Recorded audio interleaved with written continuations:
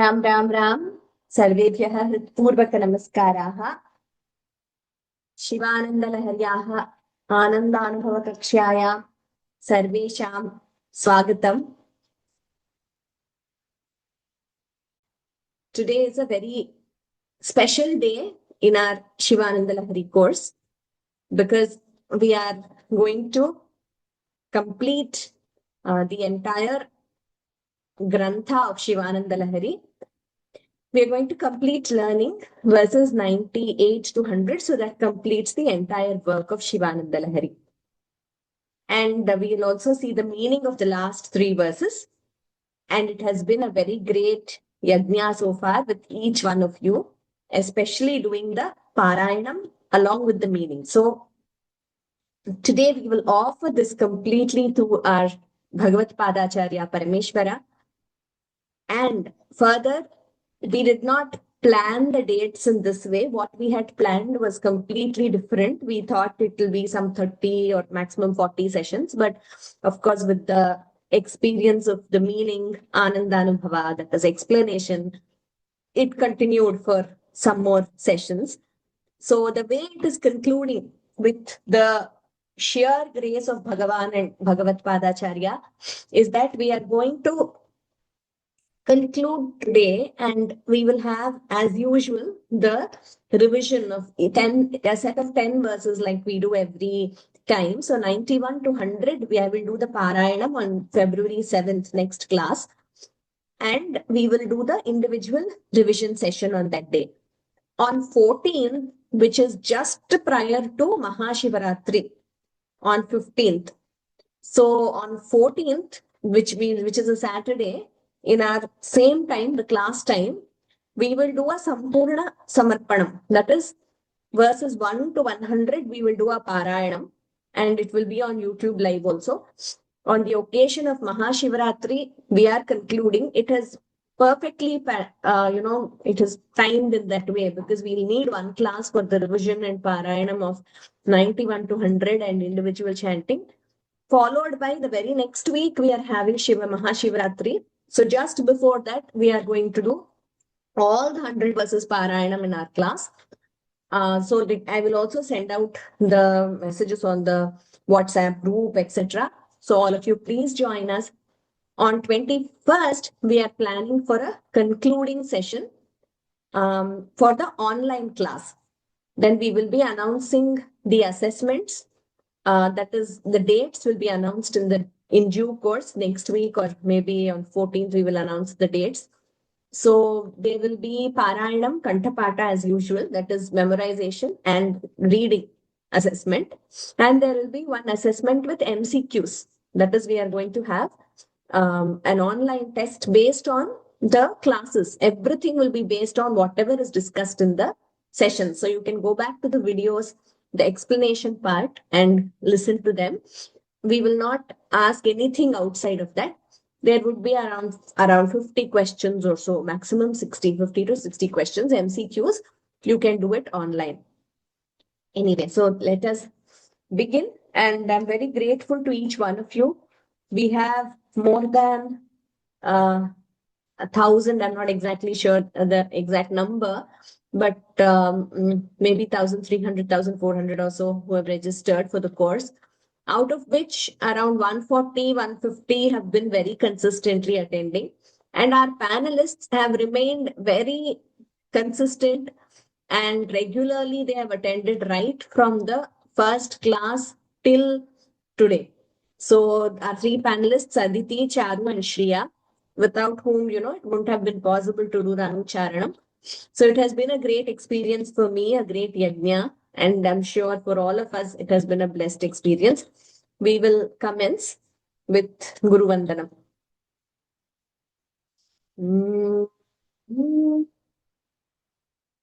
Gururev gatir gurumev bhaji गुरुणैव सहास्मि नमो गुरवे न गुरोः परमं शिशुरस्मि गुरोः मतिरस्ति गुरौ मम पाहि गुरो श्रुतिस्मृतिपुराणानामालयं करुणालयं नमामि भगवत्पादशङ्करं लोकशङ्करम् सौन्दर्यलहरी कर्त्रे सर्वमङ्गलदायिने शङ्कराचार्यवर्याय यतिराजाय ते नमः शङ्कारूपेण मच्चित्तं पङ्कीकृतमभूद्यया किङ्करीयस्य सा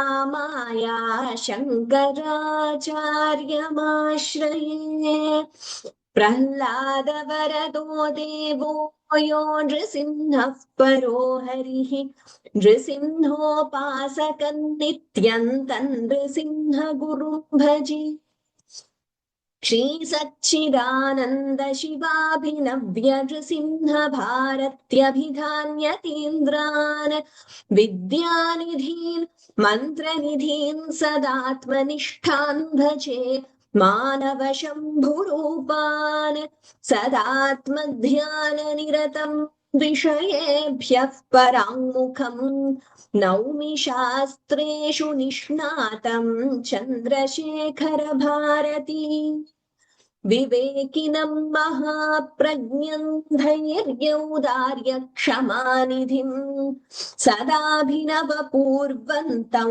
विद्यातीर्थगुरुं भजे भारती करुणापात्रं भारती पदभूषणं भारती पदमारूढं भारती तीर्थमाश्रये भारती तीर्थवर्यन्तं भक्तहृत्तापनाशनं भवभीतिहरं देवं भावये सततं हृदि विद्या विनय संपन्नं तरागौ विवेकिनं वन्दे वेदान्त तत्त्वज्ञौ विधुशेखर भारतीम् अनन्त गुण संपन्नामनन्ताभिधयाश्रुताम् अनन्त ज्ञानदात्रीं तां मातरं प्रणुमो वयम् गैर्वाण्या संविबोधेन जीवनं मौल्यसंयुतं व्याकरोत्तान्नमाम्यम्बां शारदामूर्तरूपिणी कलाभ्यां चूडालङ्कृतशशिकलाभ्यां निजतपः फलाभ्यां भक्तेषु प्रकटितफलाभ्यां भवतु मे शिवाभ्यामस्तोकत्रिभुवन शिवाभ्यां हृदि पुनर्भवाभ्यामानन्दस्फुरदनुभवाभ्यां नतिरियम् अस्तु इदानीं प्रारम्भं कुर्मः नूतन श्लोकाः द 98th verse श्रिया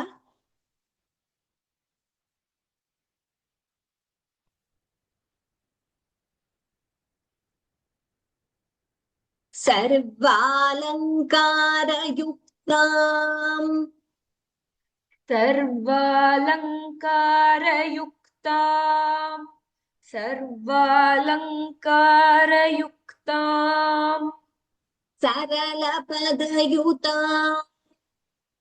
सरलपदयुताम् साधुवृत्ताम्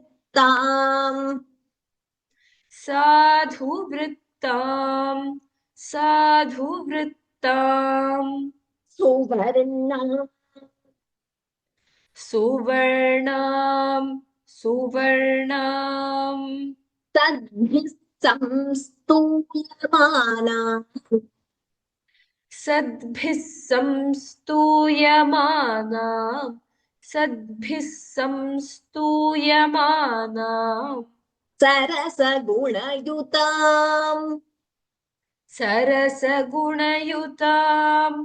सरसगुणयुताम्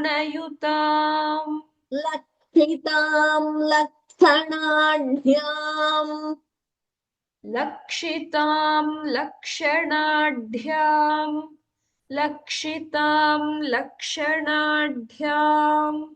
उद्यद्भूषा विशेषाम् उद्यद्भूषां विशेषाम् उद्यद्भूषा विशेषाम् उद्यद्भूषा विशेषाम् उद्यद्भूषा विशेषाम् उपगत विनयाम् उपगतविनयाम् उपगतविनयाम् द्योतमानार्थरेखाम् द्योतमानार्थरेखाम् द्योतमानार्थरेखाम् यानि देव गौरी प्रिय कल्याणी देवगौरी प्रिय कल्याणी देवगौरी कल्याणीं देव. Okay, so we combine कल्याणी देव गौरी प्रिय कल्याणीं देवगौरी प्रिय कल्याणीं देवगौरी प्रिय मम कविता कन्यकाम् मम कविता कन्यकाम् मम कविता कन्यकाम् त्वं गृहाण त्वं गृहाण त्वं गृहाण उत्तमम् सर्वालङ्कारयुक्तां सरलपदयुतां साधुवृत्तां. Dhu is Mahaprana, Vrittam. Okay, Vr, note the pronunciation. It is not Vrittam. Sadhu Vrittam Suvarnam. Sadbhis Samstuyamanam. Bha is Mahaprana. Sarasa Gunayutam. Lakshitam Lakshanadhyam. Dha is Mahaprana. Udyadbhusha Vishesham. Note the Mahaprana. Bhusha Vishesham. Sha and Sha. Upagata Vinayam. Dyotamanartha Rekham. Tha and Tha are Mahapranas. Kalyanim Deva. When you combine, it becomes Kalyanim Deva. Gauri Priya. Note the Dvitvam. Mama Kavita Kanyakam. Tvam plus Grihana becomes Tvangrihana. Okay. Now, we will do one pada at a time. I think we can do it. Is very simple words. सर्वालङ्कारयुक्तां सरलपदयुतां साधुवृत्तां सुवर्णाम् सर्वालङ्कारयुक्तां सरलपदयुतां साधुवृत्तां सुवर्णां सर्वालङ्कारयुक्तां सरलपदयुतां साधुवृत्तां सुवर्णाम् संस्तूयमानां सरसगुणयुत लक्षितान् लक्षणाढ्याम् सद्भिः संस्तूयमानां सरसगुणयुतां लक्षितां लक्षणाढ्याम् सद्भिः संस्तूयमानां सरसगुणयुतां लक्षितां लक्षणाढ्याम् उद्यद्भूषा विशेषाम् उपगत Vinaya द्योतमानार्थरेखाम् उद्यद्भूषा विशेषाम् उपगतविनयां द्योतमानार्थरेखाम् उद्यद्भूषा विशेषाम् उपगतविनयां द्योतमानार्थरेखाम् कल्याणी देव गौरी प्रिय मम कविता कन्यकान् त्वं गृहाण कल्याणीं देवगौरीप्रिय मम कविता कन्यकान् त्वां गृहाण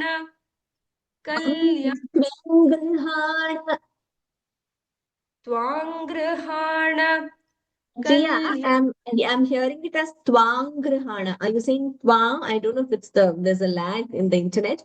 It is Twangrihana, not Twam. Twangrihana. त्वं गृहाण Uttamam, once again.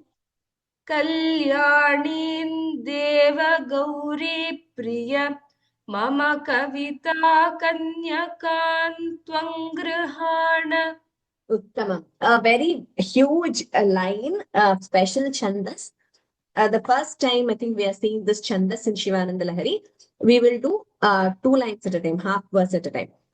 सर्वालङ्कारयुक्तां सरलपदयुतां साधुवृत्तां सुवर्णां सद्भिः संस्तूयमानां सरसगुणयुतां लक्षितां लक्षणाढ्याम्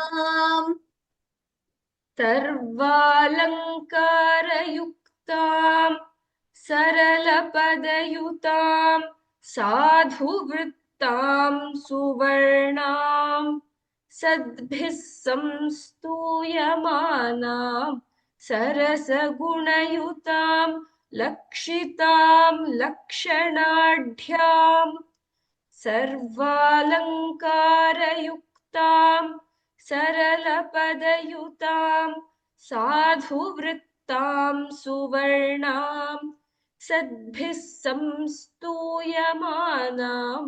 सरसगुणयुतां लक्षितां लक्षणाढ्याम् उद्यद्भूषा विशेषाम् उपगतविनयाम् द्योतमानार्थरेखाम् कल्याणीम् देवगौरी प्रिय मम कविता कन्यकाम् त्वम् गृहाण उद्यद्भूषा विशेषाम् उपगतविनयाम् द्योतमानार्थरेखाम् कल्याणीं देवगौरीप्रिय मम कविता कन्यकान् त्वं गृहाण Here, second line.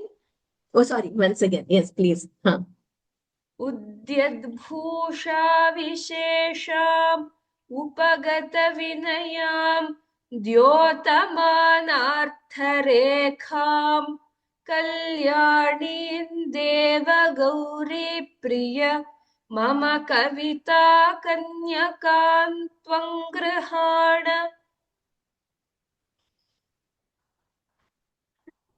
Lakshitam Lakshanadhyam.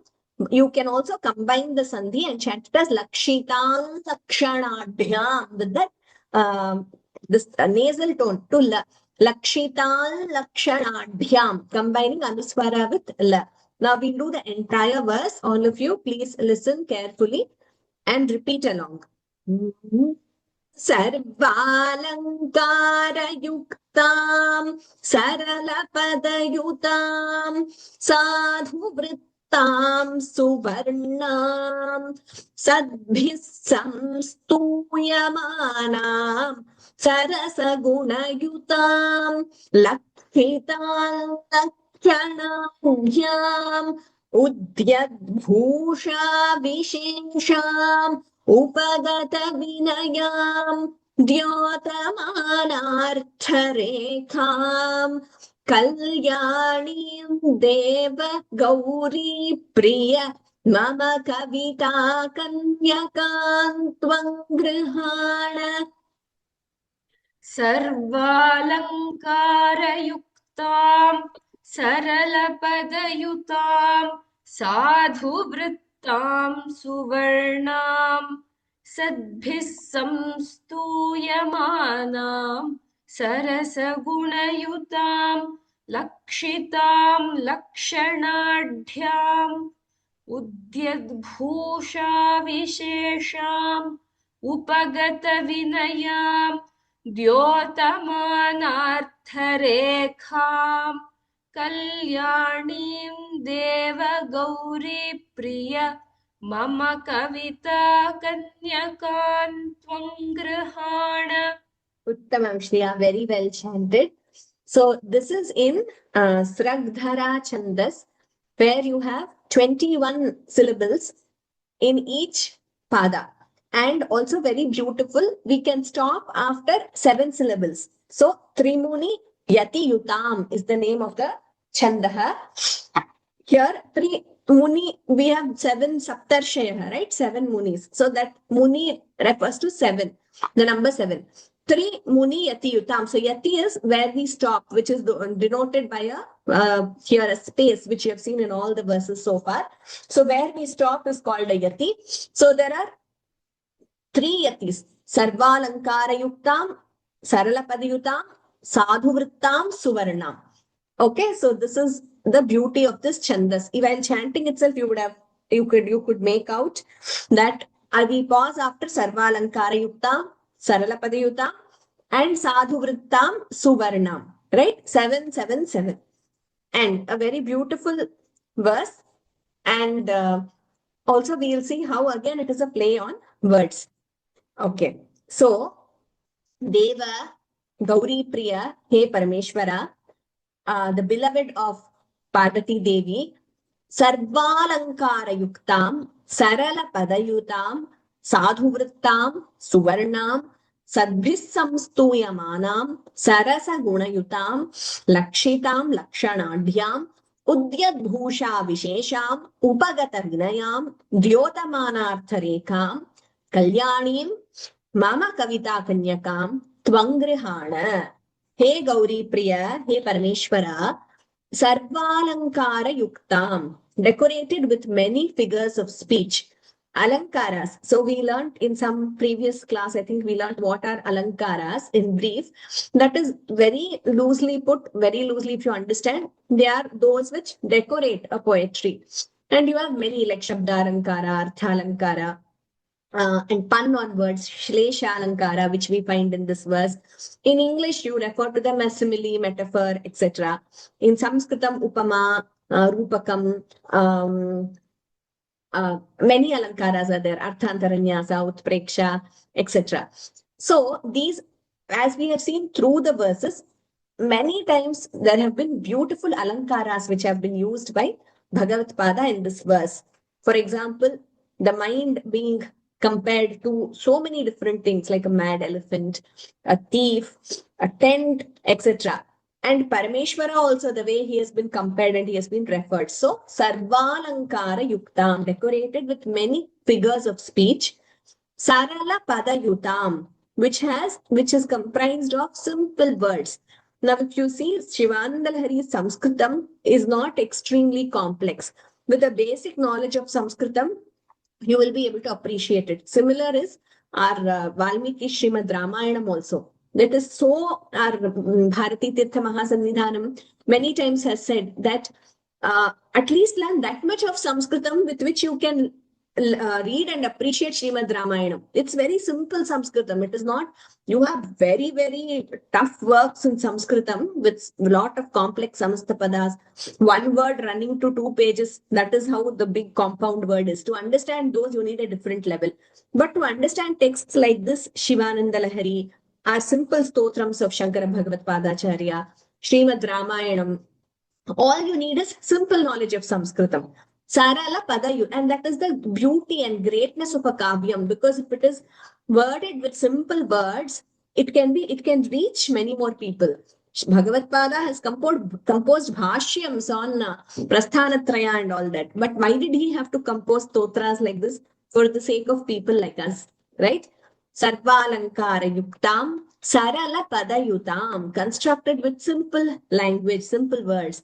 Sadhu Vrittam, beautiful word, with many meters. Vritti means meters. So we learned, right? Shikharini Vritta, this is Shragdhara Vritta, Vasanta Tilaka Vritta, Shardula Vikriditam Vritta. So with multiple Vrittas, multiple chandas Shivananda Lahari has been composed. If you see Saundarya Lahari, it is the same chandas for all the 100 verses. But here, he has employed multiple meters. So anybody who wants to study meters in Sanskrit, you study Shivananda Lahari. So many meters he has employed. So with beautiful meters, sadhu vrittam, and see how beautifully he gives this in the concluding verses. But he doesn't say this in Saundarya Lahari, he doesn't say that he has employed many meters because just 1 meter, like I said. But here, multiple meters are employed. So varnam, su is good. Sadhu, su, all that refers to something which is good and auspicious. So varnam, varna refers to Varnamala, that is our letters, the garland of letters. Bhagavan Krishna says, Aksharanam Akarosmi. The Varnas themselves are Parameshwara, are Bhagavan. So Varna, which consists of very auspicious syllables. This entire Kavita. Sadbhis samstuyamanam, that which is praised by the great souls. Sadbhihi samstuyamanam. This was composed many centuries ago. Till date, it is praised by great souls and scholars and Mahapurushas. Sarasa Guna Yutam. It has multiple sentiments and styles. Again, a feature of poetry. Lakshitam. It is honored, respected, revered by the very honorable and learned ones. Lakshanadhyam. It has multiple lakshanas, that is Kavita lakshanas, and it has multiple very auspicious or very auspicious features. Lakshana. So, all these words will also, for those who are interested or those who have studied what we call Alankara Shastram, that is the Shastram, the school of knowledge where they study this poetry, drama, etc., and how all of these are beautified by various ways. And they study kavyams themselves and try to understand what is the soul of a kavyam, rasa, or is it, alankara, whatever. So here, all those who have studied that will be able to appreciate this verse, each word in multiple ways. Lakshanadhyam, lakshitam. Also, sarasa gunayutam. Now, this rasa is a very beautiful word. So, as we know in Bharata's Natya Shastram, he has spoken so much about this Rasa Sutram. And it's very difficult to define rasa. Those who are interested can go through those verses from Bharata's Natya Shastram and later Alankara Shastra exponents who have written about it. Now, the Upanishads say that Bhagavan is Rasaswarupi. Bhagavan himself is that rasa. Rasa is that aesthetic experience which one feels when you appreciate a kavyam or you're watching even a movie or a drama, a play, or you're listening to good music or viewing a natyam, a dance performance, or even when you read a kavyam, that aesthetic pleasure, inner experience you get is called rasa. And according to many Alankara Shastra exponents, this is the object of any kavyam to bring out that rasa. And like I said, the Upanishads declare Bhagavan is Rasaswarupi. That is what my guru always used to say, my Anantam Mata used to say. And even there is a reference to in Gita Govindam to Bhagavan Krishna there, who is the hero of Gita Govindam by Jayadeva, that Krishna is Rasaswarupi. So, Sarasa Guna Yutam. Now, rasa, there are various kinds of rasas. Just to give you an example, in our Ramayana, when you experience, those who can immerse themselves and read Ramayana will virtually shed tears with Karuna rasa. So that is the rasa that which flows. And Shringara rasa is another rasa. So Shringara, Hasya, that is comedy. Karuna, Raudra, Veera, Bhayanaka, all these are various rasas which one sees in a kavyam.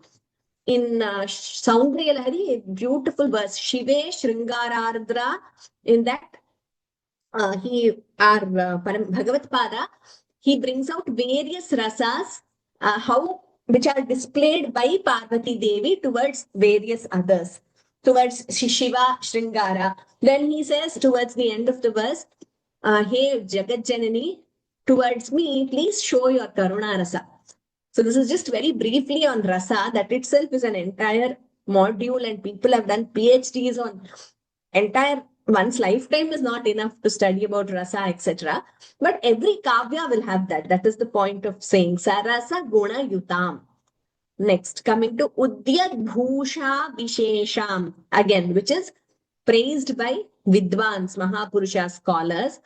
Upagata Vinayam, which has been expressed with a lot of humility, which is nothing but an expression of humility, Vinaya, by the author. That is what Bhagavad Pada is saying. Dyotamana Artharekham, Dyotamana Artharekham, which easily points us to the meaning, which shows us the path of the meaning. And that I think we have all experienced very aptly in this course, because we studied it along with the meaning to whichever level we can understand. Dyotamanartharekam, which this kavyam, it shows us the meaning. It leads us towards the meaning. Kalyanim, very auspicious. Mama Kavita Kanyakam. So all these words are adjectives to this Kavita Kanyaka. Kavita eva Kanyaka. So this is where, the poetry itself is the Kanyaka. So Kavita Kanyakam, Mama Kavita Kanyakam. My maiden of poetry, He Deva, Gauri Priya, Tvam Grihana. You please accept. So this is an offering of this entire kavyam at the feet of Parameshwara. And how is this kavyam? All these words are adjectives. Sarvalankara yuktam, saralapada yutam, sadhu vrittam, suvarnam, saddhis samstuyamanam, sarasa gunayutam, lakshitam, lakshanadhyam, udyat bhusha vishesham, upagata vinayam, dyotamanartharekham, kalyanim, kavita kanyakam, He Deva Gauri Priya, Tvam Grihana. Okay, so here again, in this verse itself, you see, so such a beautiful vritta, that is our Shraddhara Chandas. Kavita Kanyakam, again an Alankara there. Kavita herself is the Kanyaka. And all these words are in Dvitiya Vibhakti Ekavachana, Strilinga, for those who are interested in a little bit of grammar. And this is in the 98th verse. Bhagavad Pada is offering this entire beautiful work of Shivananda Lahari at the feet of Parameshwara. And I think with experiencing the meaning, we also understand the beauty of this verse, of different alankaras, different chandas being used by Bhagavad. And this has another very beautiful alankara called Shlesha Alankara in this verse itself. So there, Shlesha means fun. Each word will have two meanings. Now, all these words, we saw how they are referring to the Kavita Kanyaka. That is this poetry of Shivananda Lahari. Also, they can refer equally to a very virtuous young Kanyaka. Sarvalankara Yuktam. Young Kanyaka who is decorated with beautiful ornaments. Sarala Padayutam, who speaks very simple words, or who speaks words which are easily understandable by everyone. Sadhu Vrittam, who has excellent conduct. So Sadbhis Samstuyamanam, who is praised by everyone. Kalyanim, who is auspicious. So this way, Upagata Vinayam, who is full of virtues and humility. Vinaya is humility. So in this way, these words can also refer to just Kanyaka, but here it is referring to the Kavita Kanyaka, that is to this entire Kavyam, Kavita of Shivananda Lahari. Okay, let us read the meaning once. O Bhagavan, the beloved of Gauri, please accept my maiden of poetry, which is adorned with many figures of speech, that is Alankaras, constructed with easy to pronounce words and composed in beautiful meters. It is filled with sweet and soft syllables, praised by scholars and endowed with virtuous sentiments, various sentiments and styles. Respected by the learned, it shines with virtuous features and literary style expressing the humility of the writer, and its meanings are easily understandable. This poem reflects different aspects of knowledge and is a true offering to you. सर्वालङ्कारयुक्तां सरलपदयुतां साधुवृत्तां सुवर्णां सद्भिः संस्तूयमानां सरसगुणयुतां लक्षितां लक्षणाढ्याम् उद्यद्भूषा विशेषाम् उपगतविनयां द्योतमानार्थरेखां कल्याणीं देव गौरी प्रिय मम कविता कन्यकां त्वं गृहाण. So in this we will also surrender this entire yajna at the feet of Bhagavat Pada and Parameshwara, and offering it to them to accept this yajna which we undertook by studying this beautiful Kavita Kanyaka for all these days. Next verse, Charu. Idante yuktam va. idante yuktam va idante yuktam va Paramashiva karunya jaladhe. परमशिवकारुण्यजलधे परमशिवकारुण्यजलधे Gatau tiryagrupam.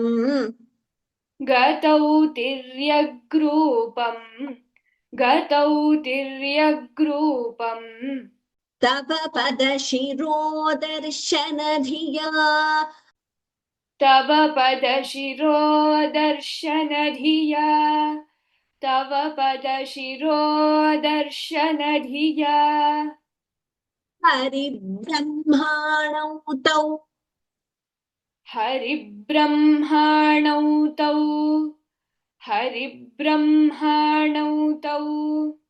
दिवि चरन्तौ श्रमयुतौ दिवि भुवि चरन्तौ श्रमयुतौ दिवि भुवि चरन्तौ श्रमयुतौ कथं शम्भो स्वामिन् कथं शम्भो स्वामिन् कथं शम्भो स्वामिन् कथय मम वेद्योऽसि पुरतः कथय मम वेद्योऽसि पुरतः कथय मम वेद्योऽसि पुरतः. उत्तमम्. Idam te yuktam va. So when you combine that, when you chant it together, idam te, idam and te, combining idante. Yuktam va, combining yuktam va. Paramashiva karunya jaladhe. Dhe is Mahaprana. Gatau tirya grupam. Pada shiro darshana dhiya. There is no shiror darshana. Tava pada shiro darshana dhiya. Haribrahmanau, here dvitvam. Haribrahmanau, note the dvitvam there. Tau. Divi bhuvi charantau shramayutau. Bha is Mahaprana. Katham shambho swamin. Bho is Mahaprana. Kathaya. Tha is Mahaprana. Mama. Vedyosi. Vedyaha asi. Combining becomes Vedyosi. Purva Rupa Sandhi. Purataha. We will do one pada at a time. Idante yuktam va Paramashivakarunya jaladhe. idante yuktam va परमशिवकारुण्यजलधे idante yuktam va परमशिवकारुण्यजलधे Gatau tiryagrupam tava padashirodarshanadhiya. गतौ तिर्यग्रूपम् तव पदशिरोदर्शनधिया गतौ तिर्यग्रूपम् तव पदशिरोदर्शनधिया हरिब्रह्माणौ तौ दिवि भुवि चरन्तौ श्रमयुतौ हरिब्रह्माणौ तौ दिवि भुवि चरन्तौ श्रमयुतौ हरिब्रह्माणौ तौ दिवि भुवि चरन्तौ श्रमयुतौ कथं शम्भो स्वामिन् कथय मम वेद्योऽसि पुरतः कथं शम्भो स्वामिन् कथय मम वेद्योऽसि पुरतः कथं शम्भो स्वामिन् कथय मम वेद्योऽसि पुरतः Uttamam, not the entire verse. We'll do half verse at a time. Idante yuktau va शिवकारुण्य जलधे गतौ तिर्यग्रूपम् तव पदशिरोदर्शनधिया इदन्ते युक्तं वा परमशिवकारुण्यजलधे गतौ तिर्यग्रूपं तव पदशिरोदर्शनधिया इदन्ते युक्तं वा परमशिवकारुण्यजलधे गतौ तिर्यग्रूपं तव पदशिरोदर्शनधिया हरिब्रह्माणौ तौ दिवि भुवि चरन्तौ श्रमयुतौ कथं शम्भो स्वामिन् कथय मम वेद्योऽसि पुरतः हरिब्रह्माणौ तौ दिवि भुवि चरन्तौ श्रमयुतौ कथं शम्भो स्वामिन् कथय मम वेद्योऽसि पुरतः हरिब्रह्माणौ तौ दिवि भुवि चरन्तौ श्रमयुतौ कथं शम्भो स्वामिन् कथय मम वेद्योऽसि पुरतः उत्तमं. Now the entire verse. इदन्ते युक्तौ वा परमशिवकारुण्यजलधे गतौ तिर्यग्रूपम् तव पदशिरोदर्शनधिया हरिब्रह्माणौ तौ दिवि भुवि चरन्तौ श्रमयुतौ कथं शम्भो स्वामिन् कथय मम वेद्योऽसि पुरतः वदतु इदन्ते युक्तं वा परमशिवकारुण्यजलधे गतौ तिर्यग्रूपं तव पदशिरोदर्शनधिया हरिब्रह्माणौ तौ दिवि भुवि चरन्तौ श्रमयुतौ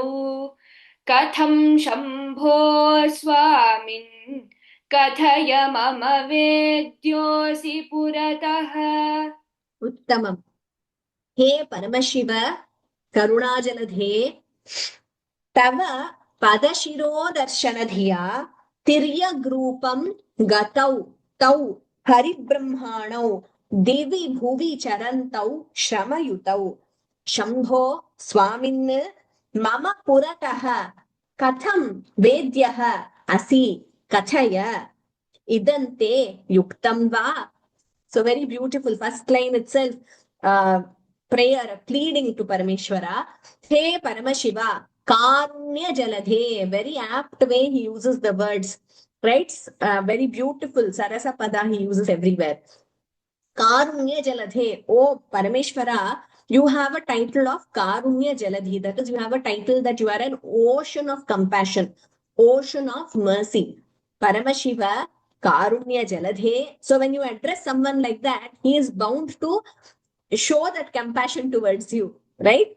Idante yuktam va, is this befitting of you? What? He te tava pada shiro darshana dhiya tau तिर्यग्रूपं गतौ हरिब्रह्माणौ दिवि भुवि चरन्तौ श्रमयुतौ तव पदशिरोदर्शनधिया, in order to see, have a vision of your pada, feet and your head. Tiryagrupam, they obtained or they attained the form of a bird and an animal. Who? Hari Brahmanau. Tau Hari Brahmanau. Those two, Hari, Vishnu and Brahma, they attained the form of a bird and an animal in order to have the darshan of your feet and your head. Devi Bhuvi Charantau. They were wandering in the Divi, that is in the sky, and Bhuvi, in the earth, and even below the earth. Shrama Yutau, having wandered, having gone in search of your feet and your head for so long, Shrama Yutau, they became exhausted. So again and again, I think this is one reference in Shivananda Lahari which comes multiple times. This story which we learnt in the very first few verses. Now again through the entire Kavyam and again here in the end, the Bhagavad Pada is referring to that episode where Bhagavan Parameshwara becomes this eternal column of light with no end and no beginning. Right? That Parama Jyoti, he is that Jyoti Swarupa, that Jyotirlinga form. And then our Vishnu and Brahma, Vishnu sets out to find the feet, the beginning or the root of that light in the form of a boar. And he dives down and goes below the earth, but he can't find. Then Brahma, he sets out on top, he moves to the skies, he goes there in the form of a swan and in the form of a bird, and he goes to find the top. Both of them can't find because it has no beginning, no end. That is eternal column of light. Then both of them come back. Brahma wanted to prove that he is greater, that he could see the top when actually he hasn't seen the beginning. But Vishnu truthfully declares, I could not find the feet or I could not find the base or the root of this light. But Brahma, he sees a Ketaki flower falling from the top and he tells the flower, you come as my witness and you tell that I have seen the top. So that is a false witness, right, by Brahma. So this, and of course, Parmeshwara reveals himself and he knows the truth. So this is the episode again referred to here. So He Karunya Jaladhe Paramashiva, both Hari and Brahma, they attained the form of a bird and an animal in search of your feet and your beginning. And they wandered, like Brahma wandered in the skies, went up and could not find. And Vishnu, in the form of a boar, he dived deep below into the earth and all, and even then he could not find the feet or the root of that light. So they became exhausted. However, I am not Brahma, I am not Vishnu, I am just your Bhakta. But you are who? You are Karunya Jaladhi. You are an ocean of compassion. Idam te yuktam va. Is this befitting of you? Hey Shambho Swamin, O Shambhu, giver of happiness, Swamin, O Parameshwara, the Lord of the universe. Mama Purataha Katham Vedyaha Asi. How can you how can you become the one who can be understood by me? Vedyaha. How can I understand you? How can I visualize you before me? Mama Purataha. Mama is my Purataha before. That is in front of me. Vedyaha. How can I recognize, identify, and see you, visualize you before me? Katham, how is it possible? Kathaya, please tell me. Hey Karunya Jaladhe Paramashiva, is this befitting that you don't grant that, that visualization, that, that you're not understandable by this bhakta? It is not befitting because you are Karunya Jaladhi. You are an ocean of compassion. And you are also someone who is so compassionate towards your bhaktas. And I am your bhakta. I am not Brahma or Vishnu. I am your bhakta. So you please reveal yourself to me. Tell me, how can I visualize you before me? Mama Purataha Katham Vedyaha Asi. And this is the beautiful meaning. Now we will go to the entire verse. O Bhagavan, the ocean of compassion, is it befitting for you to withhold a direct vision of your form from me, your Bhakta, Bhagavan, Vishnu and Brahma, both of whom wandered in different forms, Vishnu as a boar on earth and Brahma as a swan in the sky, became exhausted in their search for your feet and head. O Shambhu, the giver of happiness, O Swamin, how can I recognize and know you if you remain concealed from me? Please enlighten me. Which means we can get the darshan of Bhagavan and attain that Shivanandam only with the Parama Kripa Karunyam of Bhagavan, whatever efforts we do. Of course, we must do all the efforts, attain that Chitta Shuddhi. But ultimately, because of Bhagavan's Karunya and Kripa, he will bless with that darshan.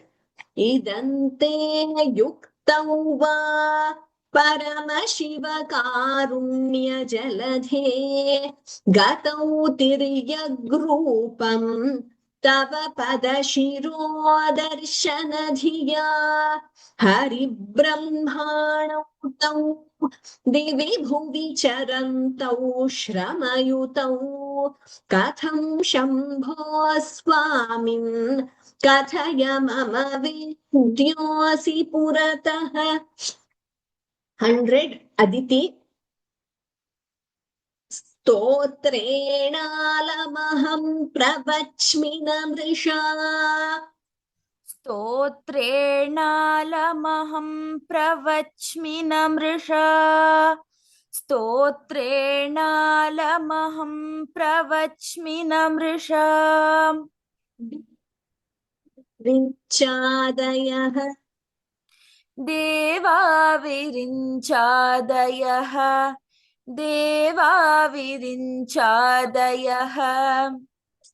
त्याना गणना प्रसङ्गसमये स्तुत्यानां गणना प्रसङ्गसमये स्तुत्यानां गणना प्रसङ्गसमये त्वामग्रगण्यौ विदुः त्वामग्रगण्यौ विदुः त्वामग्रगण्यौ विदुः माहात्म्याग्रविचारणप्रकरणे माहात्म्याग्रविचारणप्रकरणे माहात्म्याग्रविचारणप्रकरणे धानातुषस्तोमवद्धूतास्त्वाम्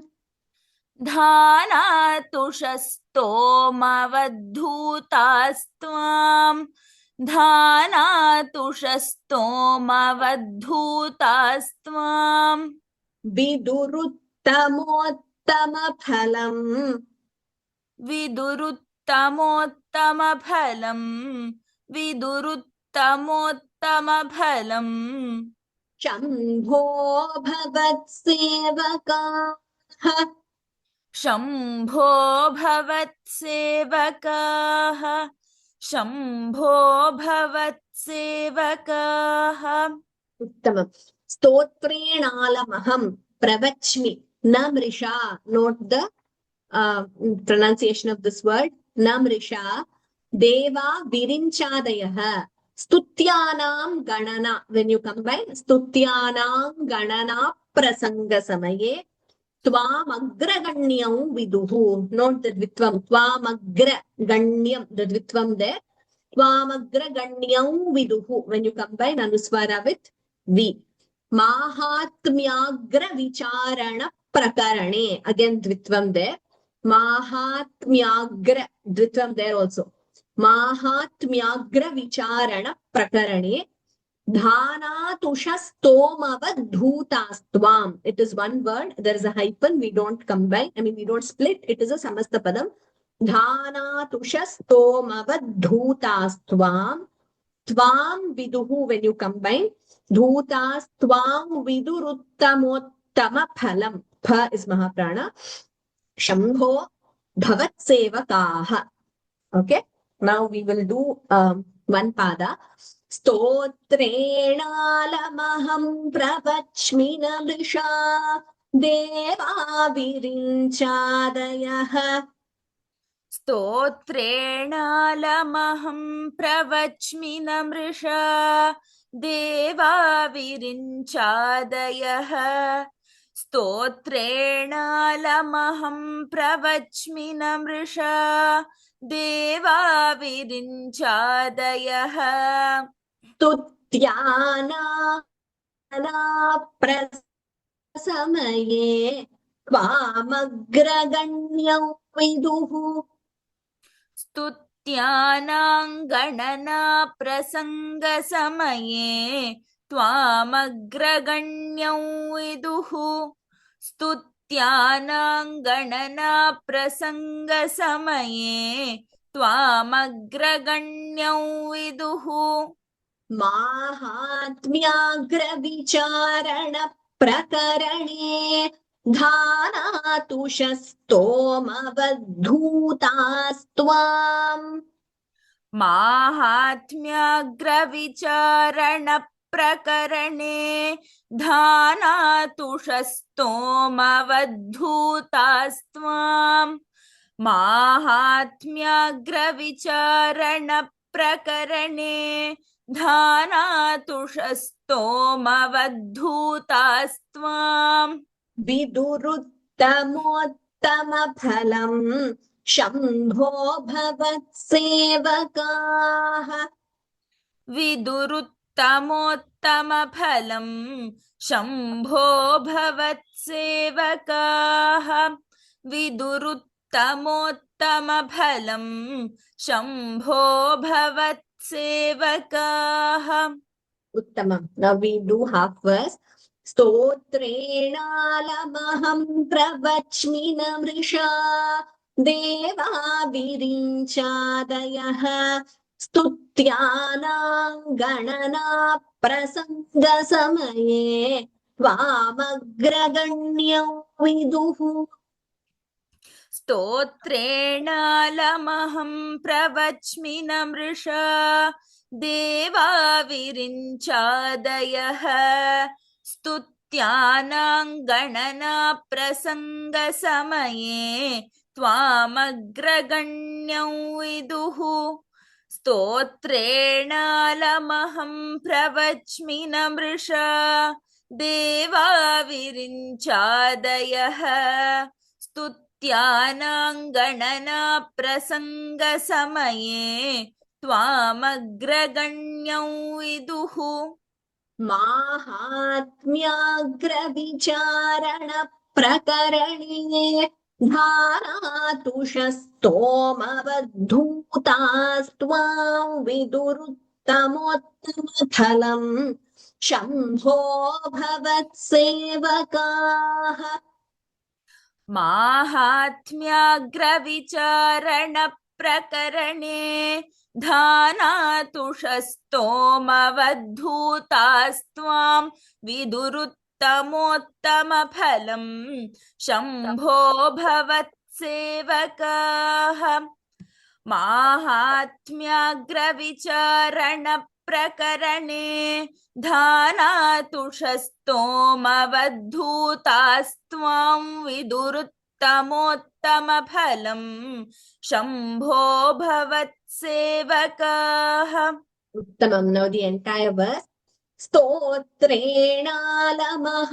प्रवच्मि न मृषा देवा विरिञ्चादयः स्तुत्यानां गणना प्रसङ्गसमये त्वामग्रगण्यौ विदुः माहात्म्याग्रविचारण प्रकरणे धानातुषस्तोमवद्धूतास्त्वां विदुरुत्तमोत्तमफलं शम्भो भवत्सेवकाः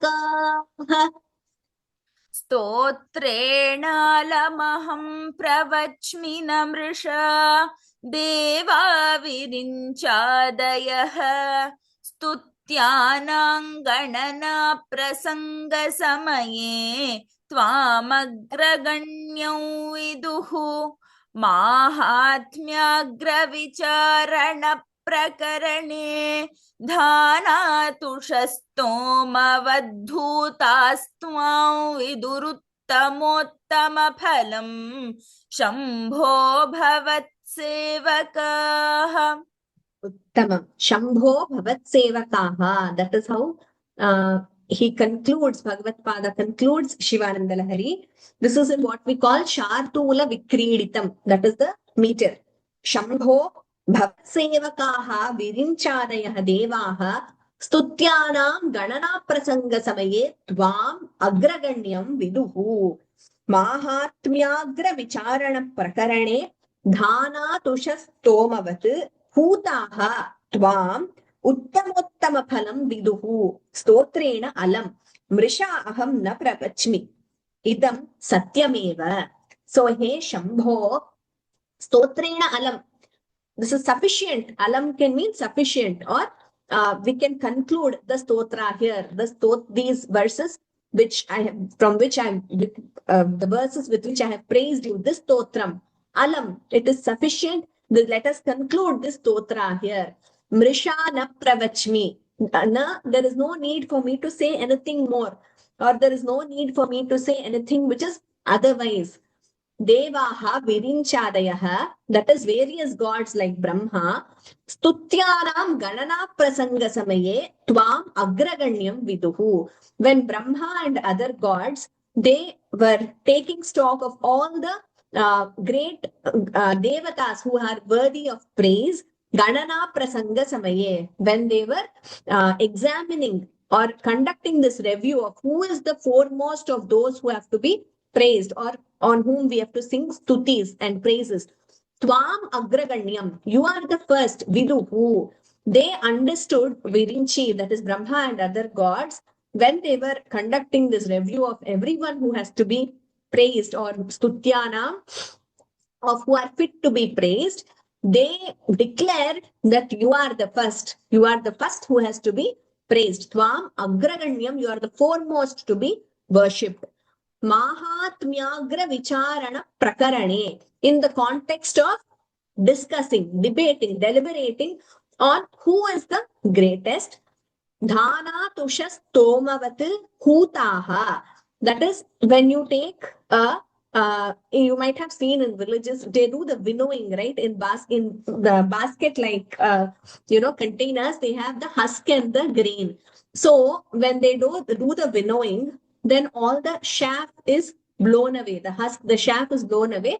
The grain which is heavy stays. So that is how they separate the husk from the grain. The chaff of husk, that is blown away, and the grains are retained. So that is the comparison here, that when this exercise of deliberating the Mahatmya, the greatness was undertaken, then everyone else was blown away, like the husk, like the chaff of husk when it is winnowed, and only the rice grain remained. Like that, only Parameshwara remained. Who is he? Uttama Phalam. He is the one who is the core, the essential fruit of everything, meaning the one who bestows moksha, that Parama, that Brahman, that eternal truth is Parameshwara. In whichever form you worship, whether as Vishnu or Parameshwara or Devi, like I said, Bhagavad Pada himself has composed on multiple stotras on Vishnu, on Devi, on Ganesha, on Surya, on Shanmukha, on Parameshwara. But the core here is that ultimate Nirguna Brahman, Uttamottama Phalam, that essential fruit, the core of everything, nothing else remains, right? Only that Brahma Satyam remains. Everything is blown away like the chaff of husk. Everything else, whatever, the other kinds of worship, not Satvika forms of worship, etc., nothing remains. Only that Brahma Satyam remains. Uttamottama Phalam is that core, that fruit, understanding that ultimate truth. So only that remains. Shambho Bhavat Sevakaha. So Bhavat Sevakaha means your attendants or your devotees. So only that Uttamottama Phalam remains, like how the grains remain and the chaff is blown away. So everything else gets blown away. that Parama Satyam, that Brahma Satyam, only that remains. So this is the concluding verse. And then he declaring thus, he says, Hey Parameshwara, I have nothing more to say. You are the only one. The only truth according to Bhagavad Pada, even Advaita Vedanta, is that ultimate Brahman. And in one of the verses, in 194, 90, after 90 itself, between 90 and 95, we'll go through that in brief next class. He leads us from that Saguna aspect to the Nirguna aspect also. And that Nirguna Brahman, Brahma Satyam, is the only thing which remains. I don't have to praise anymore. With this, I conclude my stotram towards you, Hey Parameshwara. Okay. Now we will chant the verse. Stotrenālamaham pravachmina mrisha deva virinchadayah स्तुत्यानां गणना प्रसंग समये त्वामग्रगण्यं विदुः माहात्म्याग्रविचारण प्रकरणे धारातुषस्तोमवद्धूतास्त्वां विदुरुत्तमोत्तमफलम् शम्भो भवत्सेवकाः Uttamottama phalam viduhu, not just Uttama phalam, the greatest of the great fruits. Uttamottama, not Uttama phalam is great or the best. Uttamottama, the best of the best, the greatest of the best. That is nothing but that Paramasatyam, that Parabrahman, that Parameshwara. There is nothing beyond that. Everything else gets blown away like the chaff, that like the husk, which gets blown away when winnowed. So with this, we conclude Shivananda Lahari. Next class, we will have 91 to 100 chanting. Maybe I will give you a brief summary of the concluding verses. If you see 91 to 100, very beautifully it is a summary and conclusion. From, like I said, leading from Saguna to Nirguna Brahman to ultimate Shivanandam and that Sharanagati, Bhakti, and this entire stotram as a samarpanam, Kavita Kanyaka, samarpanam to Bhagavan. So we will go through that very much in brief. Then maybe I will just tell you about the last verse of Saundarya Lahari, which is also very interesting, the 100th verse. Then we will have individual chanting. 14th will be the Sampurna Samarpanam, 1 to 100. It will be on YouTube live. All of you join. The link is open to everyone, not just to ones in this class. Friends, relatives, whoever, any part of the world are welcome to join. Astu, thank you all so much. It has been a great yajna. Arun Dutt Mahodaya has said that by grace of Sharadamba and Jagadguravaha, he is attending last class from Sharadamba temple in Sringeri. That is a huge blessing for all of us, Mahodaya. Please also that you are there, one of our students is there. That is the blessing for all of us from Sringeri and from Bhagavat Pada himself. Thank you so much for sharing that. Very, very happy to know. It's a wonderful conclusion. We still have a long way to go. This, the 100 verses, we have completed trying to learn the meaning and the chanting today.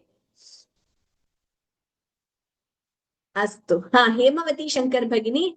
Yes, Pura Kavinam Ganana Prasange. I also was reminded of that verse when I read this. That is a verse with reference to Kalidasa. That he is, when there was a summit of all the poets, Kalidasa's greatness was proclaimed. Yes, that Ganana word comes there also. I was also reminded of that. Dhanyavadaha, all of you.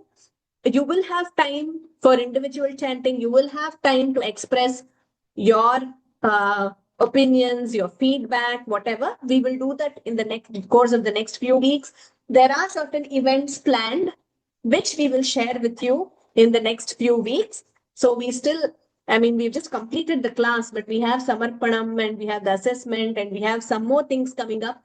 Very interesting. We will keep you posted. Dhanyavadaha sarvebhyaha. Thank you very much to our panelists. From the beginning till now, we have retained these 3 panelists, that is Charu, Shriya and Aditi. And Aditi was also a co-faculty, helping me whenever I couldn't take class. and with all other things like the PPTs, etc. Thank you all so much. We will conclude with Shanti Mantraha and we will meet next Saturday. Mm.